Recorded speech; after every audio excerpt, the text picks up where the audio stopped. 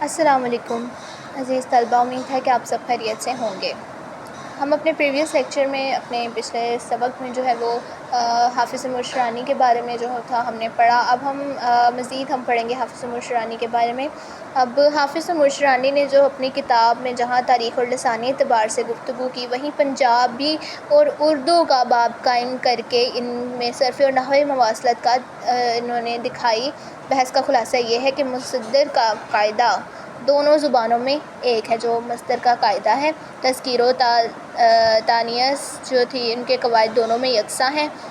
اعلام و اسماء و اسماء صفات جو تھی وہ دونوں میں الف پر ختم ہوتے ہیں۔ اسماء صفات تذکیر و تانیث اور جمع اور واحد میں اپنے موصوف کی حالت کے مطابق ہیں۔ تذکیر و تانیث اور واحد اور جمع میں خبر اپنے مبتدا کے مطابق آئی۔ اب یہاں پر فعل تذکیر و تانیث اور واحد اور جمع میں اپنے فاعل کے مطابق ہوتا ہے۔ اضافت اپنے فاعل کی تذکیر و تانیث اور واحد اور جمع سے مطابقت رکھتی ہے۔ ماضی مطلق دونوں زبانوں میں ایک ہے۔ ماضی قریب فعل امدادی کی تصریف سے بنتی ہے۔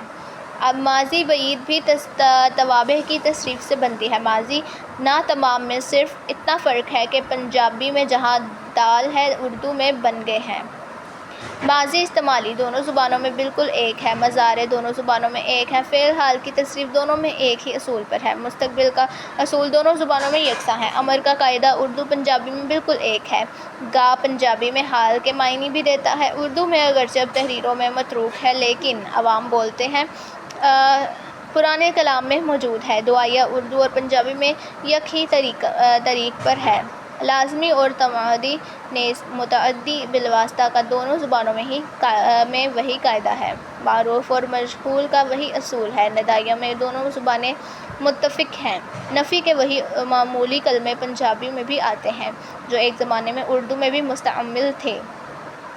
امدادی افعال کے ذریعے سے مختلف مقاصد کے لیے افعال مرکب بنا لینے کا طریقہ دونوں زبانوں میں رائج ہے۔ دراصل اردو ایک ایسی زبان ہے جس کی ارتقائی منازل کا تعین کرنا اور قطعی نتیجے پر جو ہے وہ پہنچنا مشکل ہے۔ زبان کوئی ایک شخصی ایجاد نہیں ہے، یہ لاکھوں ہزاروں انسانوں کے میل ملاپ اور بول چال سے بنتی ہے۔ اس لیے لسانیاتی مباحث میں قطعی نتیجے پر پہنچنا مشکل ہے، کیونکہ یہ کوئی ریاضی کا فارمولہ نہیں کہ فوراً اخذ کر کے قطعیت تک پہنچ جائیں۔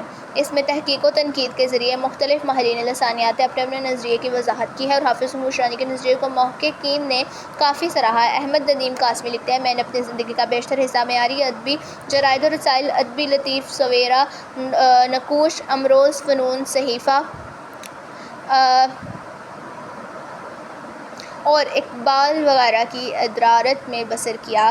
اس لیے میں علمی اور ادبی تحقیق کے مروجہ اسالیب سے متعارف ضرور ہوں، مگر مجھے یہ اندازہ نہیں تھا کہ تحقیق کے سفر میں ایک مقام ایسا بھی آتا ہے کہ جہاں تاریخ، شعر و ادب اور دینیات، معاشیات، عمرانیات، مسکوکات، پختوتات، عتیقیات وغیرہ کتنے ہی علوم و فنون پر مکمل دسترس کے بغیر محقق ایک قدم بھی آگے نہیں بڑھ سکتا، اور یہ وہ مقام ہے جہاں سے علامہ حافظ مرشرانی یوں سہولت کے ساتھ اور متوازن رفتار سے آگے بڑھتے چلے گئے ہیں جیسے وہ اس نوع کے کتنے ہی آزمائش میں ڈالنے والے مقامات کو فتح کر چکے ہوں۔ یہ تھے ہمارے پاس ہمارے عظیم محقق حافظ مرشرانی کا کردار، ان کی تحقیقات۔